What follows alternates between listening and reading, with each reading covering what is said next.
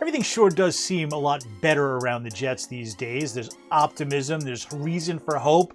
They've got a brand new coach that everybody loves in Robert Saleh, a great new franchise quarterback, lots of young talent.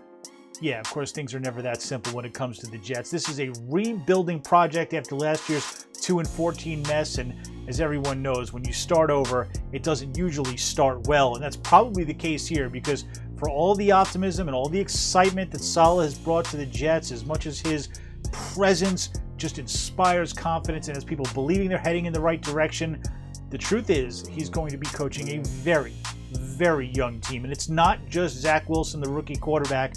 It's the fact that there might be 5 rookies in the starting lineup, maybe 9 rookies that will be either in the starting lineup or key players in a rotation. Overall, about a third of the roster is either first or second year players. That is not usually a recipe for success in the NFL. It usually means short-term pain for what they hope is long-term gain. Now, there are reasons to think maybe the Jets can win a few more games than a lot of people think. For one, hey, look, Zach Wilson might be as good as everybody says, and he's drawn the famous comparisons from Tony Romo to Patrick Mahomes and Dan Marino, and he's drawn comparisons to Aaron Rodgers as well, and that may be over the top, but there is a feeling in the Jets organization that he's a little more advanced than a lot of people on the outside think, and he could be ready for a pretty good year.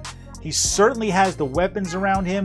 They added Corey Davis in the offseason. They brought in Keelan Cole, which they think is a steal in free agency. And, of course, they drafted Elijah Moore, the rookie who has been electric this summer during practices. Added a good stable of running backs to a new offensive system. And the Jets think that they can score some points. Stopping the other team from scoring points might be a bit of an issue, especially with the loss of Carl Lawson, who was just a dominant presence in the pass rush this summer. He, of course, is out for the season. He would have been the protection for a very, very young secondary filled with 24 and under players, all first or second year guys at cornerback. It is just a recipe for disaster in this league. The Jets think those players are good, but at that age they need protecting, and they're not going to get it as much as they hoped from up front. So the Jets could be patching their defense together a little bit as the season goes along and hoping that Zach Wilson and their offense can keep pace. Maybe all of that together will lead to a few more wins, but it's much more likely that there will be growing pains along the way. What the Jets hope in a year like this is that they are ascending at the end of the season. That's really what they're playing for. It's not the wins and losses. It's very likely not a playoff berth.